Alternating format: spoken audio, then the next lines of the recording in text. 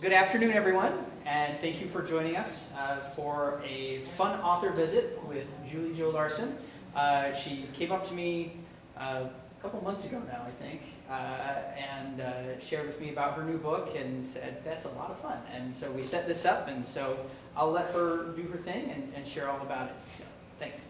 Cool. Thanks, Leroy. Well, the title of my presentation is Dream, Do, Repeat, The Making of a Minnesota Bucket List. I like to give viewers a little bit of an idea what we'll talk about today. You can kind of see here, I know you all can read. There will be time for questions and comments at the end. Usually that's when someone says, you didn't put this in your book. And then I'm writing it down as fast as I can. So, first of all, Leroy and the NUPL Library, thank you so much for having me come on over. I always like to thank all of the voters of Minnesota for the funding that they do for the legacy grants. I received one maybe 5 years ago, which helped me explore novel writing. It's just funds that really support authors and artists and allows us to do what we do. Yeah, it's a lot of fun. So Mom will know, this is my mom over here. I'm glad she could make it. I grew up in New Ulm. I left in, I was born in '64 here, and I left in '83, I think, '84. I moved to Mankato because I met my wonderful husband. I was that quirky little kid that was tall and skinny and always had my head in books. I was extremely shy, didn't like to talk to people. Wow, what a change the last few years have done. I was lucky though. We didn't, Emily, that's my niece and my grandbaby or grandnephew. So I was lucky though because Mom's the oldest of 11 kids. So we had tremendous amount of family around. We didn't travel very much. Traveling for me was going to an aunt or an uncle's house and playing with cousins. And because everybody lived in New Ulm, we just biked all over the place. When I was in high school, some of you maybe remember Walter Jones, English teacher. I have to get to see him. He's by Lake Crystal. He was an amazing man who saw through my quietness and read my articles and everything I wrote and said, you know, you need to go to school and you need to write. And I didn't listen to him. Whoever listens to their teacher. He says that to everybody, I was sure of it. But I did have dreams of going to college. I'm a first-generation college student. None of my parents went to college. My siblings, my sister's got a great accounting degree. But college wasn't part of what we were thinking we were going to do. And then my world changed. I met my husband here in New Ulm. I was working at a place called Pizza Shop. And he really introduced me to travel. His family was up in Brainerd. We went all the way across the state, up and down highways in little tiny places. The bottom row of the picture here are our 3 kids, and of course they're adults now. When they were kids, instead of doing the video games, we took them on trips, and we'd travel. We took them to Canada and DC and Florida and just about every place. We wanted them to know that the country is really, really huge. The downside of that is we gave them wings. Boy, did they fly. They're all across the country right now, which is okay, but then, you know, as a mom, what am I going to do? My kids are gone. They're all over the place.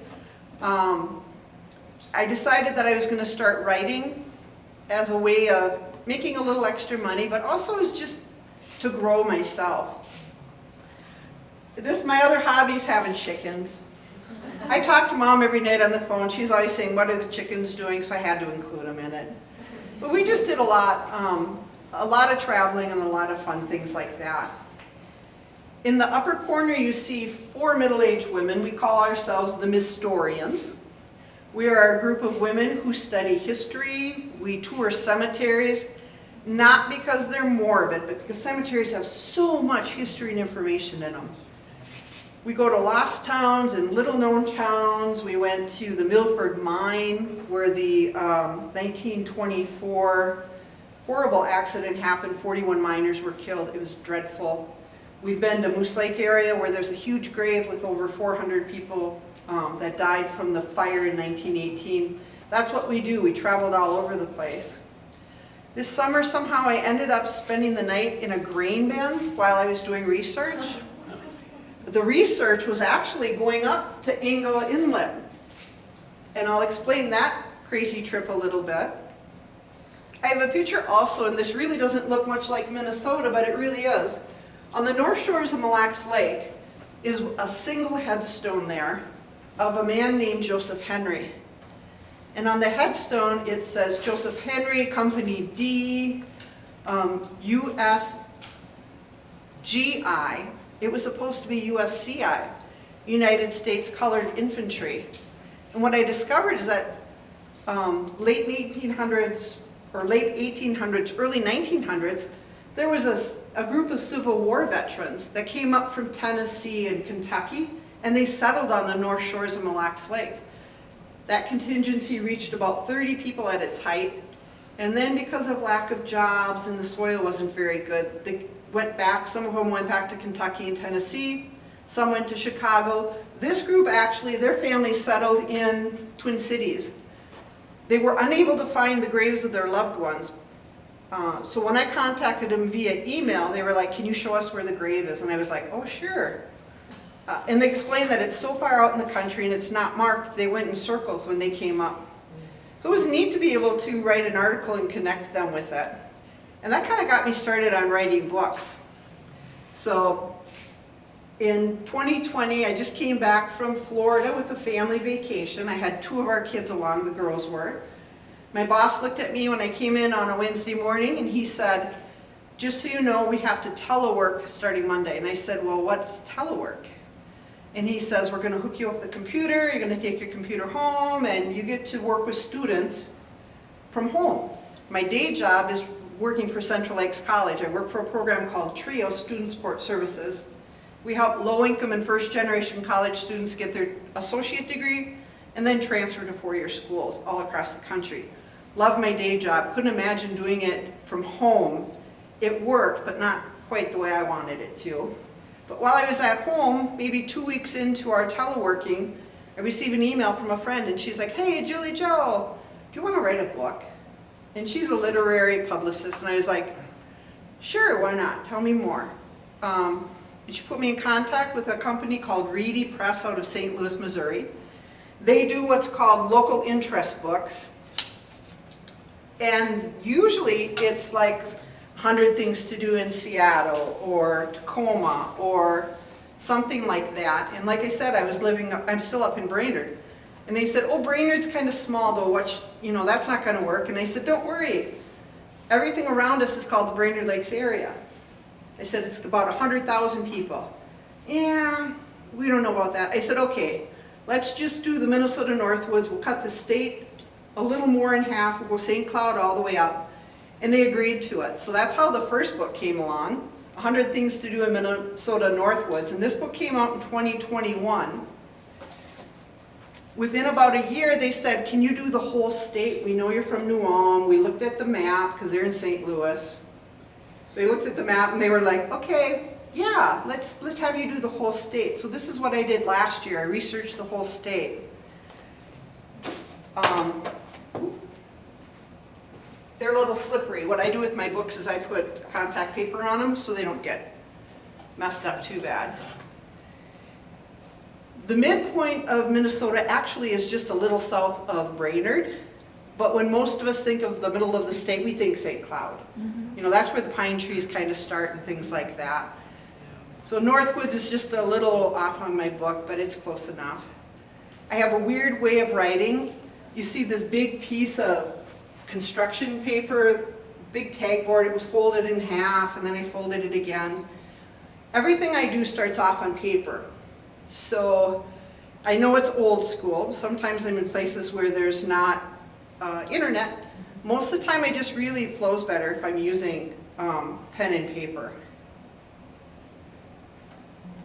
What I try to do in my books is honoring the past and also finding new things.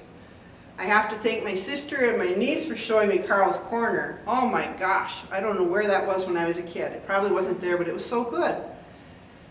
Domeye's, these are pretty local around here. Domeye's I grew up with, or remembering pushing my long gangly body in real tight because I was afraid that I was going to touch something and break it. I was a really clumsy kid. Mom will attest to that. I said, oh, I don't want to break anything. 2 years ago, I went down to Mankato and discovered the Arden grain silos for the first time. When I lived in Mankato in the mid to late 80s, those silos were an eyesore. They were just peeling and looking really disgusting. We went to a Minnesota Trio conference in Mankato and I got to see the beautiful artwork and I was like, oh man, if I ever do the whole state, I'm going to do that, include it. And then shortly after that, they said, you want to write the book? Minneopa, one of the few places in Minnesota you're really going to see bison. If you go there right now, I read on the internet last week, they had a baby bison born. Not in season. Those guys are supposed to be born in spring. It'll be interesting to hear how they're going to take care of it in the wintertime. And more things. The exploring goes 4 whole seasons. You can never explore just in one season in Minnesota.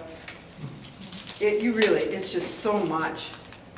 Let me see if I can find which book this one is. So the picture is actually Silver Creek. It's a beautiful tunnel way up on 61. How many of you have been through it? Silver Creek. We're going to be taking Mom in a little bit. She's going to love it. It's beautiful. It's huge. We were up north when it was not very well known. My kids always held their breath through it, and I was afraid that they were going to turn pink and, kind of go through like that. Let me find that. I read a little bit from the book so you can kind of get an idea. The historic popcorn wagon. A couple weeks ago, we had Oktoberfest. I had to come down, visited Mom. And I read on Facebook that the popcorn wagon was going to be out. Because I only had a picture of it. It was looking pretty old. And I was able to find it and wade through tons of people. It was so nice to see downtown New Ulm full like that. Number 73 in the new Purple book says, order popcorn at the historic popcorn wagon. Children these days can experience the thrill of ordering popcorn and other snacks from the same popcorn wagon that has been serving the New Ulm area for over 100 years. The Brown County Historical Society purchased the wagon in 2002. At that time, it was in need of a lot of tender, loving care. Through a combined effort by members of the Historical Society, local businesses, and community members, the wagon was returned to its glory. A fresh coat of bright red paint and lots of elbow grease were just what that wagon required. The top half of the popcorn wagon is mostly glass. In pleasant weather, the windows are open, causing the entire downtown district to smell of popcorn. I used to live on 2nd South, and I could smell that popcorn when we were kids in the summer. My grandma and grandpa would give me a quarter, and we'd walk down and get this huge, what felt like a huge bag of popcorn, and just eat it all the way back to the house. It was amazing. The Brown County Historical Society uses proceeds from the popcorn sales to further its mission. If you plan to visit the historical wagon, please check the website. And on the bottom of each entry, I have phone numbers, addresses, contact people, whatever you might need for there. How many of you really like Halloween? Like uber Halloween love? Yeah, Emily, I know you do. Emily, this is someplace you're going to want to go in the next few weeks. This is Stony Brook Farms. It's located up by Foley, Minnesota. If I'm right, his last name is Shimilewski. No, it's Lewandowski. I knew it was close to ours. He actually has the world's largest corn maze. They got it in the Guinness Book of World Records now. The nice thing is that the whole outside edge, like if this is the corn maze here, the whole outside edge has been plowed out. So if you get lost or get scared or your kids can't figure it out, some people get anxious when they're inside places. All you have to do is keep going out, and eventually you're going to hit one of those edges. And that edge will take you right back to where they started. So if you get lost, it's okay. They have pumpkin throwing contests, face painting, multiple little food trucks. It's just in this little tiny place in the middle of nowhere. Brad's family loves Halloween, and they're the 3rd generation now to do this. It started with his grandparents. So it's always fun. And like I said, 4 seasons, it means, you know, up north where I'm from, you get 6 months of winter. We have fun with it. We still visit Lake Superior in the winter. We still walk around the shores, snowboarding, snowshoeing, all kinds of things. And because the book is all 4 seasons, we wanted to make sure that we got out and about a lot. Emily's gonna know that. This is my grandniece, Everly, and she came up to Safari North Wildlife Park. Adults, you gotta go visit too. Kids, you need to visit. It's one of Minnesota's largest wildlife parks. The Vogels used to live down here in Sleepy Eye. They moved up to the Brainerd Lakes area. They used to be just seasonal up there, but now they're up there all the time. Every year they add more things. You're gonna hear it from me first. There is a rhinoceros that will be there next spring. He's just getting settled in now. They've been able to keep some of the smallest monkeys that are super endangered alive in temperature-controlled settings so that we can see them, and as they mate, they're going to be trying to, like all zoos and wildlife parks, get some of those creatures back into the wild again. Sometimes it works, sometimes it doesn't. One of the places in the book is taking a little wine tour, so you can have a little wine with your supper. Forest Edge Winery is located quite a bit north by Bemidji, by LaPorte, Minnesota. They have something called the Paul Bunyan Blue. It's like a blueberry kind of wine, semi-sweet, not too sweet. Down here you have Morgan Creek. That's also in the book because I fell in love with Nova thanks to my sister, because she said I had to try it. So, and she's not even a big wine person, but it was really, really good. Although the book says 100 things, sometimes, for instance, like with the wines, I was able to get a couple different places in it. I tried to get places that were in the northern part of the state and then maybe more central, and then further down here. The order at which things are really is pretty random. I give the publisher however many things I want in each section. The first section is food and beverage. And if they don't like the order or they want it in a different order, they'll shift things around. The order for this one, number 1's actually in the bottom corner, and it's called Wings Airport Cafe. It's right in, well, maybe six blocks from my house in the country, right up by Brainerd. The strange thing is you sit and literally the airplanes are going to land like right where the clock is. They're that close to where you're eating. And it's fascinating because it's a resort community. A lot of people are coming there from Chicago and the Twin Cities and bigger cities, and they land their private planes there, and then they come in and eat, and then a little shuttle will come pick them up. The airport staff will move their plane and put it in a hangar for the weekend, and then the pilot and the people that they're driving go to the resort. So number 1 says, fly in or drive to Wings Airport Cafe. A great meal and a fun view await you at Wings Airport Cafe, located just outside of Brainerd. Since 2014, Mark Nesham's fresh from scratch breakfast, lunches, and desserts tantalize taste buds. Mouth-watering caramel rolls are the perfect start to any breakfast.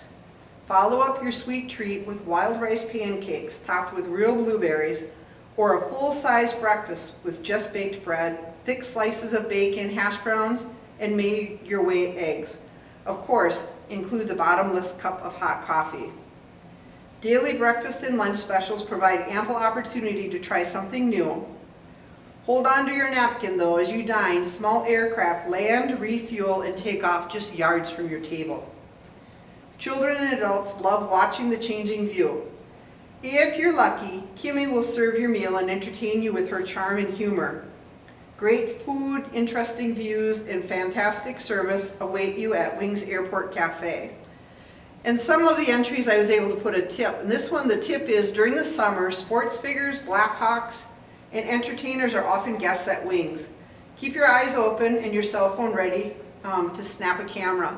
Christy Yamaguchi has a cabin just outside of Brainerd, and she comes in with her husband. So you're never sure who you're going to see when you're sitting there. Once again, the address, the phone number, the web link, all of that is provided. We encourage people to call before they go to make sure that their hours and things haven't changed or nothing fancy popped up. So the first part of the book is food and beverage.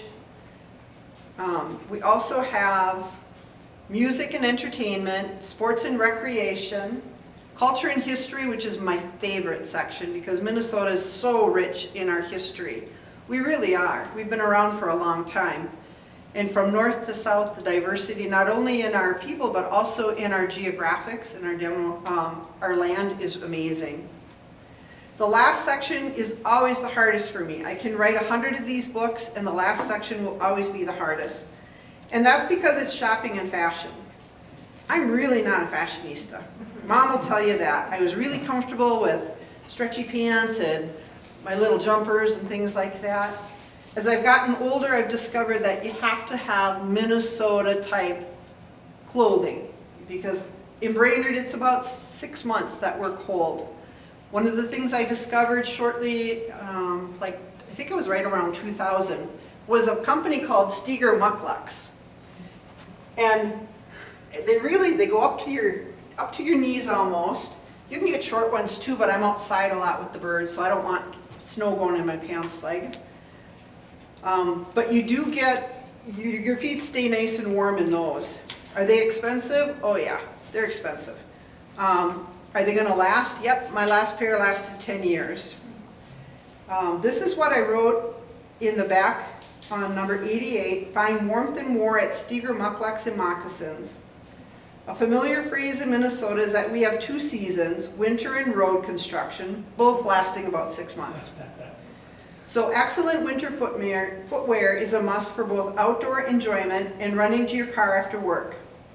The warmest winter boots in the world are made in Ely at Steger Mukluk and Moccasin. Will Steger wears a pair of Arctic mukluks on his expeditions to the frozen north, and his feet are always warm and dry. People as far as Norway agree with Will. These boots really are the best. I love my Steger mukluks. They're stylish enough for me to wear all day in my office at the college, and yet warm enough for my outdoor adventures. Steger realizes that they can't live on mukluks alone, so they also sell Chaco sandals, comfortable clothing, accessories, and warm jackets, which is another necessity in Minnesota. At the time of this printing, and still right now, the retail store itself is closed, but you can set up appointments ahead of time with them, and they will do curbside service. They literally will bring out boots for you to try on. They have a beautiful website, though, where you can see everything. At first, the retail store was closed because of COVID. And then they got so busy that they can't make enough boots right now to keep on the shelves. Jessie Duggar, no, not Jessie, maybe she is Jessie Duggar. Famous skier, Olympic skier, downhill skiing. She wears the Arctics too. She's got a lot of pictures. Is that who it is? Jessie? Okay, I thought someone knew. I think it's Jessie Duggar.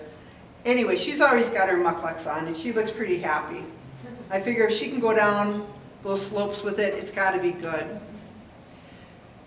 But I knew that if I was going to write a book celebrating Minnesota, I couldn't just do outside things because not everybody likes the outside and not everybody can get outside in the winter time.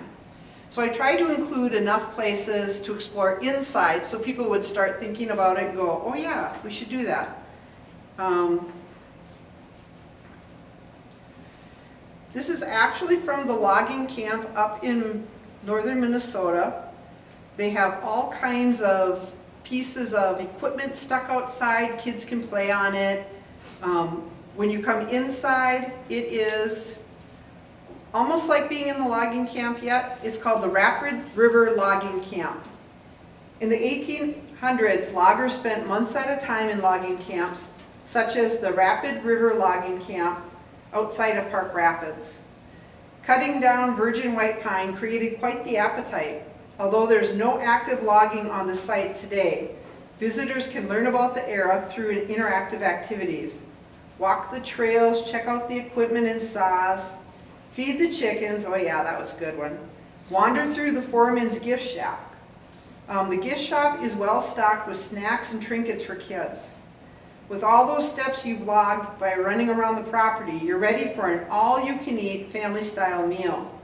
The dinner hall is set up with red checkered cloth, oilcloth, metal plates and tin cups, just like the loggers had. Boots, saw blades, and smaller logging tools make for interesting mealtime conversation, and they're hung all across the room. Bring your appetite because the food is hearty. It really is cool to see all of the natural resources that Minnesota has already offered the world, and then to be able to go back and look at it a little bit. When I'm researching, some of the things make it in the books, and some of it doesn't. One of the things that didn't make it in this book was this really, really cool walking path at Central Lakes up in Brainerd. They have what they're called the CLC miles. So you do 2 full laps on the main floor, or if you're up to it, you can take the steps and go up and down too. It takes you past our horticulture displays, our fish pond, all of our chemistry labs, biology labs. But like I said, I couldn't put everything in the book, so that one had to stay out. One of the things that I learned when I lived in New Ulm as a kid, the importance of farming, and really the importance of recognizing our farmers too.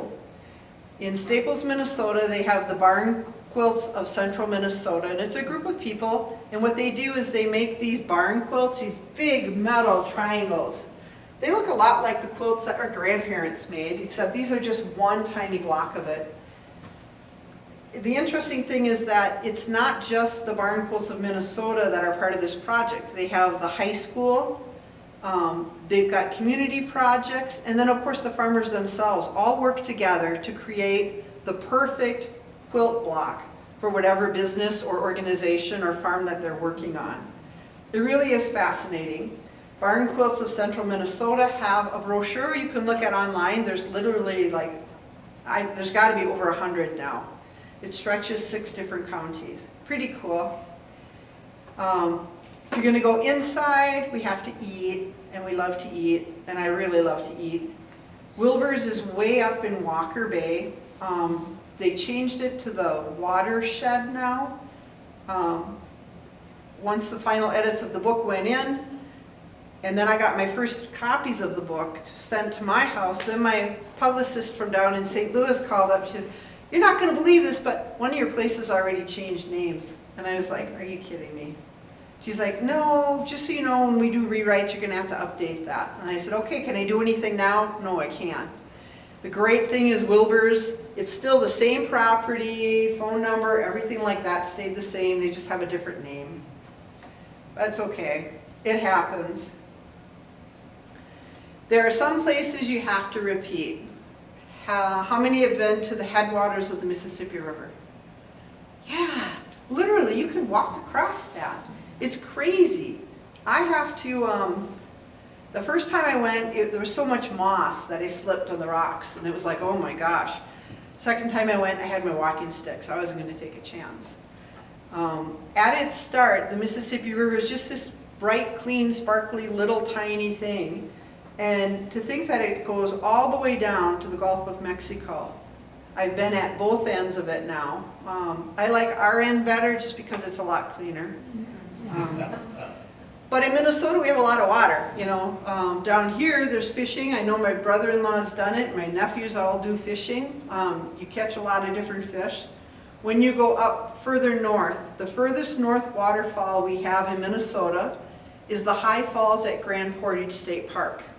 The Pigeon River drops 120 feet. If you go there, you need to go in May because all the snowmelt just creates this massive amount of water. Here you can see some of the different pieces of it.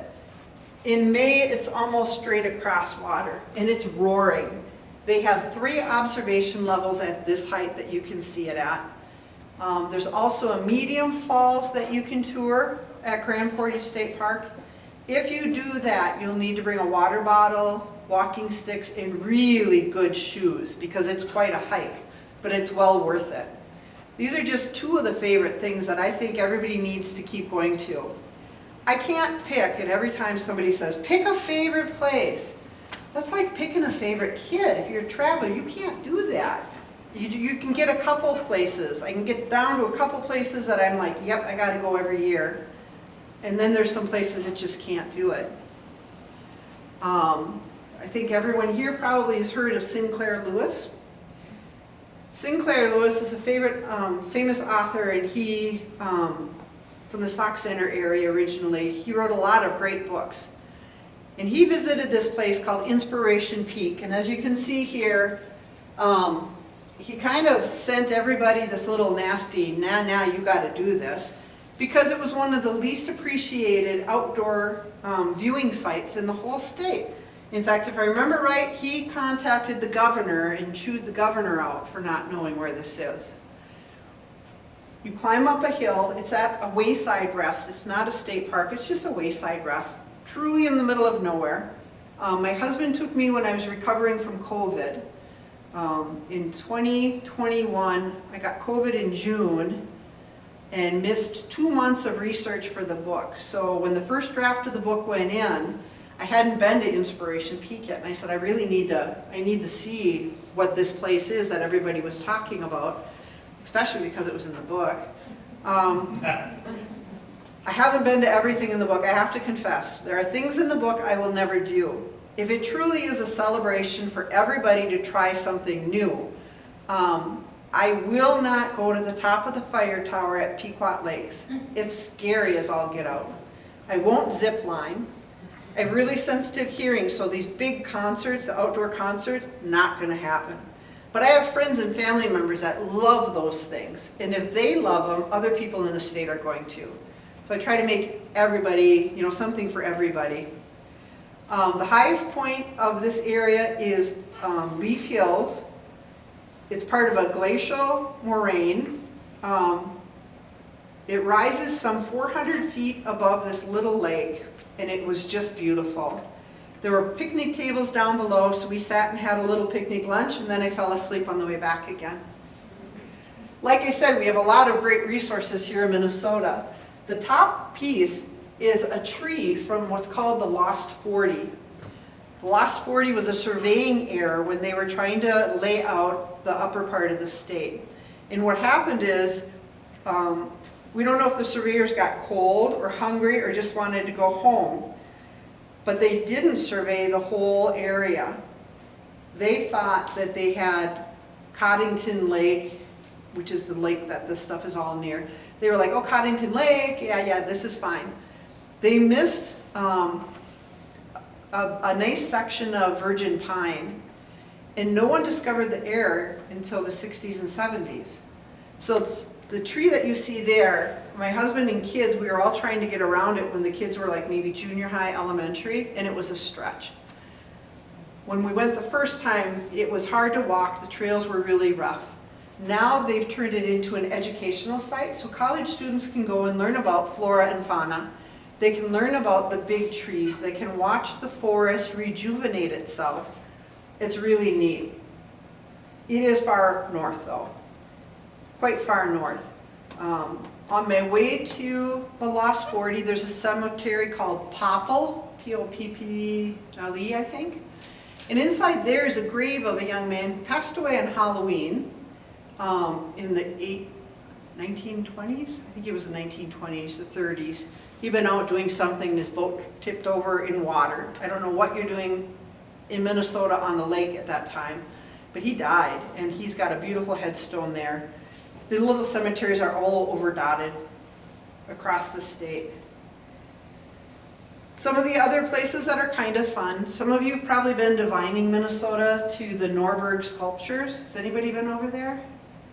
Nobody? Oh man, they're huge, ginormous.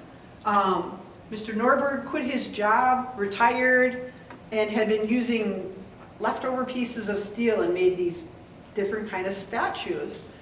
And his daughter was one of the first female astronauts, so he made a little replica of her in a big chute. It looks really cool, it's kind of imposing. But then he did all these really incredible things. Like the coffee cup with the coffee pouring down, when you look at that, it's like, how did they I mean, how did they get the cup to stay up there while everything else is hardening enough? The watermelon slice, man, that's a summer favorite. We love looking at that one. Once again, like I said, the airport restaurant, just watching the airplanes come in so close is so cool. These are my 3 big kids. Like I said, we go to Lake Superior and Duluth, all kinds of weather. My middle one loves it so much that when she finished grad school and became a speech therapist, she started working in Duluth. So that's my reason for going up a lot, because then I get to see my kid. What I didn't say about that motley group of women called the Nestorians is that we had kind of a rough year. In 2021, my friend Yvonne was super sick with cancer.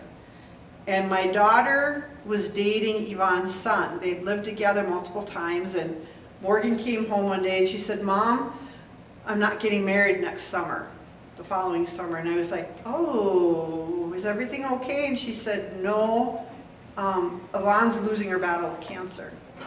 So they got married in my backyard, which was crazy. But Yvonne was able to give me all kinds of ideas, like I said, with the music and the outdoor activities, and she was from that rock and roll generation that I wasn't quite a part of. So she gave me all kinds of ideas. And another Nestorian, Vicky, moved to South Dakota, and then she moved to North Dakota to be closer to her family. So we went from 4 down to 2. Well, how do you research a book if you don't have your women with you? So I deputized my dog, Kira, and she was very happy to go across the northern part of the state. So she literally went to every cemetery and every place you can imagine. On the next slide, you see a picture of the Detroit Lakes Ice Castle. You can't go in it, but it's on the outside. Kira went with me for that one. She stayed in, she had her sweater in the car and a big blanket, and I was like, "I'm not driving all the way." Yes, I'm married, but my husband's never home. In the summer he fishes, in the winter he ice fishes, and when he worked for the state before retirement, he was gone a lot. So out of necessity, the dog goes with me. Each book I'm fortunate to write, when a certain number of copies it gets down to a certain number, the publisher calls and says, "Hey, is 20% of your book outdated? Or do you want to switch 20% of the book?" And if you say yes, then literally you go in and you pull stuff out of your book and you put new things in. So every time I speak to another group of people, I do have my pen here, take that back. I ask, what did I forget, or is there something fun or something interesting that we haven't done? Edda's Bin was a suggestion from a past teacher of mine. She was like, "You gotta go see Edda's Bin." Edda's Bin isn't in the book because I didn't know about it. But it's really cool to spend the night in a grain elevator. It really was cool. It was a lot of fun just seeing something different. We talked a little bit, this nice young lady and I, about an MFA program, a Master of Fine Arts. I like to write. This little tiny gal in the middle here, her name is Sheila O'Connor, and every summer she takes 12 to 15 of us middle-aged, somewhat crotchety women to St. Benedict's, where we spend a whole week at their spirituality center, and she teaches us all kinds of great things about writing. This year our brains almost blew up because she was talking about point of view. But that's something that's important if you're interested in writing, is to attend workshops and start building the knowledge and start really gleaning information from other writers. Everyone in that picture has written at least one book. Many of them blog or write newspaper articles or magazine articles. We do all kinds of things. I probably travel more than most of them. No, there's 2 in there that travel more. Shelley's been all over the country, all over the world in fact. But it's important to keep nurturing your writing and always trying to do better and be better. So I said I have the first 2 books, the Minnesota Northwoods Travel and the Whole Minnesota Travel. What's next? Man, I'm working on a book called No Way, Ellie Mae. And it's based off of my girls when they were little. You see, my husband was born without arms. And that really creates some interesting discussions when you're talking with little people. Morgan was in 2nd grade in Moose Lake, and she had this cute little guy named Brad. He was awesome. But Brad kept saying, "No way, Morgan." Every time she said, "My dad went fishing with me." "No way, Morgan, your dad can't fish with his feet." "Dad and I did this." "No way, Morgan, your dad can't do that." It was a constant an entire year. And that would have been enough, but then the 2nd grade teacher kept coming in. I was a Title I paraprofessional, and she'd come in and she'd sit down and she'd be, "All right, Julie Jo, we got to talk." And I'd be like, "Oh my God, what happened now?" "Oh, no, it's not that bad." She said, "Morgan set everybody straight, but..." And at the end of the year, it turned out that Mr. Steve, as they call him, had to go to the classroom and read a book with the kids. Because everyone was like, "No, he can't do this. No, he can't do that." And Morgan was like, "It's my dad. Yeah, he can. You know, we write, we draw, we do this. He drives a car. This is just what he does. He changed my diapers when I was little." Every time poor little Brad was like, "You can't do that," we did it. So that's what I'm working on next, is a little kid's book called No Way, Ellie Mae. And just kind of explaining it. And at the end of the book, Brad comes in, and Mr. Steve is sitting there reading on the little mat, and Brad's in the way, way back. Even though Brad's name is a B, he should have been up front. He was terrified. He was in the way, way back.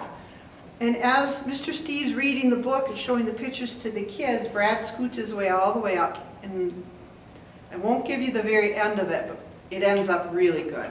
And Brad's happy. So all of my projects start out with the same piece of paper, always big, bright green, and then I just start writing. Some writers are really intimidated with that first page. I don't get so intimidated because it's not really I'm typing or writing first. I put ideas on this big piece of construction paper, pegboard, and it sits literally on the wall of my spare bedroom. Everything's on the wall, and then it goes onto the paper after I've narrowed out businesses that aren't going to make it. Or, you know, maybe I have 12 places in Brainerd or 15 in New Ulm and I need to spread it out a little bit. So then I'm crossing it off. I don't throw the paper away though, because like I said, if there's a second edition, I can go back in and add some of those places that maybe are reopened again, or they've got a new twist to them.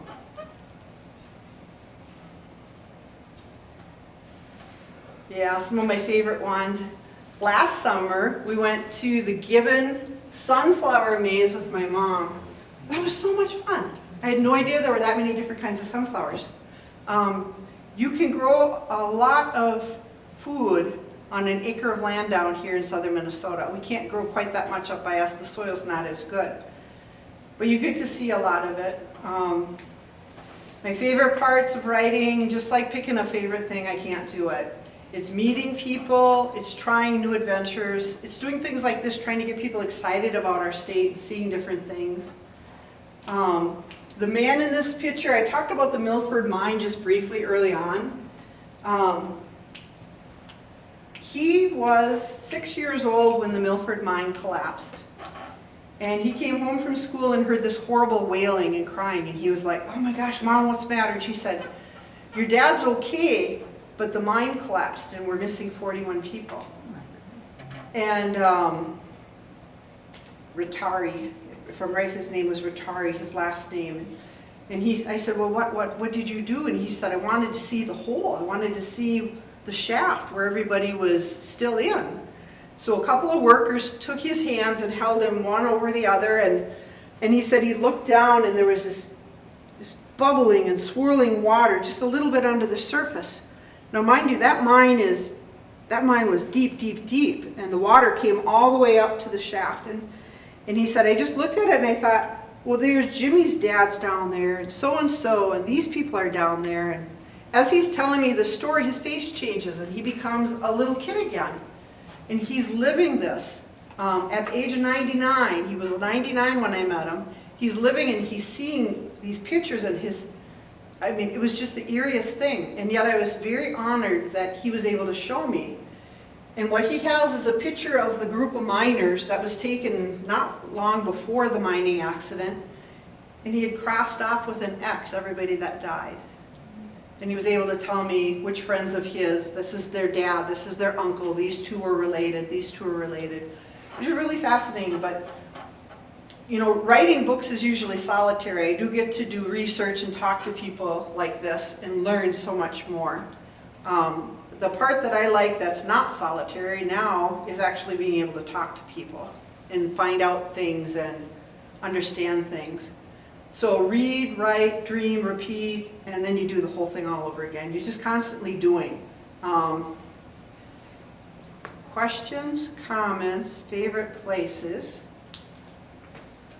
I'm ready. Yes? I have a comment. I was just at Dohmeyer's German store, and I don't know if you've been there lately. She had the guys, the electricians come in, and they have all brand new lighting. It's really bright. And now she's added sticker books and children's books, language books. See, Marlene passed away, and Ann Morris is in charge of the store now. So Yep. they have a lot of new inventory too, so it's quite nice. So still very narrow. Are they still all those beautiful glass ornaments hanging from? Yeah, and still a lot. See, of that's what money. terrified me as a kid, was the fact that there was all that glass up there and it was skinny tall, and I was like, oh God, I'm gonna break something. Yeah, they've got the food. They have a ground, like a stone ground Bavarian mustard. Comes in this cute little cup. Really good. Yep. Especially for ham in the holiday season. Mhm. Yeah, it is fascinating. You do have to call ahead to see what her hours are gonna be, because she's not always, Her hours are far more extended now with Ann. She's year-round, whereas before she used to only, she'd be closed like from January till March. yes. They're year-round, and it's Wednesday through Saturday from 10:30 till 4. So talk to Ann. Wow. And she'll fill in. Yeah, she's made it more of a business, not so much of a home thing, you know. So she just has they're closed Sundays, Mondays, and Tuesdays, but the rest of the week they're open all year round. Oh, that's sweet. That's good to know, because I keep thinking, oh, I should stop again, but Yeah. it Check goes it out. through there. Oh, sweet. Yeah, that Dohmeyer store, I love it. I absolutely, it scared me to death as a kid, but now as an adult, it's like, it's just like being like in Germany again. You might be able to promote your book there too, just to let you know. She has local CDs there for musicians.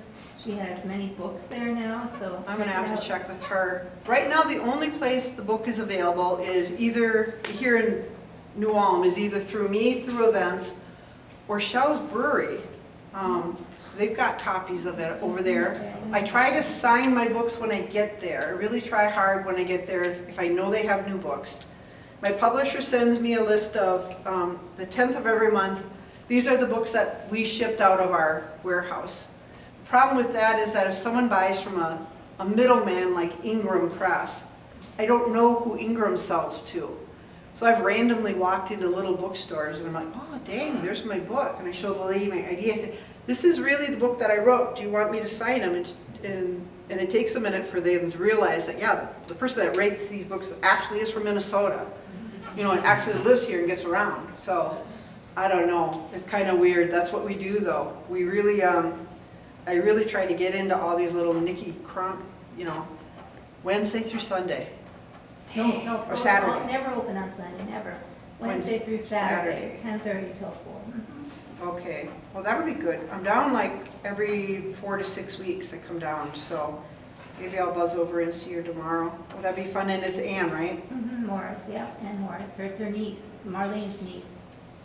So yeah, good. It's still in the family then. I wonder if Ann was there when I first went in to talk about the book.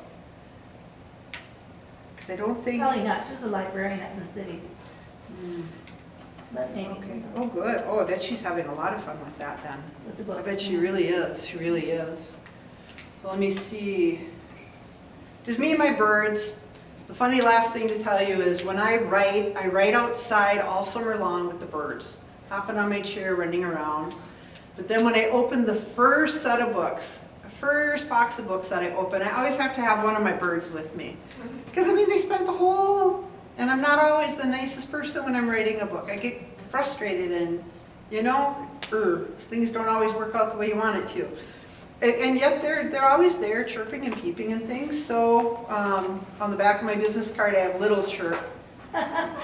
She's a silkie, she's tiny. Little ones. Now I have leghorns that are a little bigger, and then I've got, what are they called? Easter eggers. They're blue-gray. So I'm getting 6 eggs a day. It's okay, it's something different, something to keep me kind of going. But I really like to, like to find out with you guys if there's anything in southern Minnesota especially that I need to check out. When I was at Ortonville, they gave me a couple of really good ideas. Anything in southern, are you all from New Ulm? Yeah, there's Black Frost Distillery, have you checked that out? Is that, Right in New Ulm, Black Frost Distillery, they actually make bourbon, they make vodka. I'm sorry, it's not, yeah, distillery, it's not distillery, dear, it's distilling, because we were, distilling, Black Frost Distilling, it's down on 3rd. So, yeah, that's a new. 3rd south or 3rd north? North, North? right by Furmanich. Oh, sure. It must be, is that on Minnesota Street, Em? Oh, well, there you go. We're gonna have to hit that place too. Yeah, the distilleries, the small microbreweries, the smallest towns had microbreweries. Wine's a little different in Minnesota. In order to grow the wine, usually you're bringing the juice in from another state, and then they're making the wine themselves in their storage rooms. Do you know Whitwort in Gibbon? Whitwort, W-H-I-T-W-O-R-T, Whitwort. They make microbrewery, and they make a variety of breweries. He makes it every week. And it's right downtown Gibbon. They have live music Thursday nights. Whitwort Brewery. Sweet, oh, this is helpful. But there's a million go on Facebook. Oh, there is a million. They have books, but the books aren't ever updated quick enough. And Laverne, Minnesota has The 3rd largest Oh, you already know. nutcracker collection in the whole world. Never knew that. They're in my book. okay. However, there are now more nutcrackers in the Historical Society than people that live in the town. Oh, my God. Because they keep getting more and more donations. Some of these donations are from across the world. You know Ruth Klossner, she has the the world's greatest cow collection. Ruth Klossner, Where's she from? St. George. Oh, She's in the Guinness World Book of Records for having the most cows. Her I friend wonder how is she's Tippi got it. Hedren, the movie star. oh, And she brought her to New Ulm, because Tippi was born in New Ulm. you know all. Yeah. Oh, So the get cow. a hold of Ruth Klossner. There's my grandniece and my big sister. Oh, she'll bend your ear. She'll tell you everything. I'm gonna have to spend a lot more time down in southern Minnesota now. I gotta show Everly her picture so she knows that Auntie didn't forget about her. I never forget about my babies. Everly, look up here, sweetie. Uh-oh. The wrong way. Hey, Pumpkin, how are you? You ready? Yeah. Look at this. Come here, sweetie. Look. They also have the Star Keller in town where they only sell sour beer. I love sour beer. Who's this? Cute. That's you, it is. Remember when we were at the zoo? Yeah, look at you. Kissed the bear, didn't you? Well, that's good. There you go, that's fun. Well, I'm going to let you guys kind of muddle around if you want to look at the books. They're on the table. I also have some brochures like this. I love to talk to groups. And because I have my mom and my sister down here now, I'm able to go the whole part of the state up and down. That's an airplane. So if you have a book group or a church group or school group and you think that they might like to learn more either about writing or about Minnesota, please grab one of these brochures. Otherwise, I think, again, Leroy and everyone for coming and for letting me play on a Friday.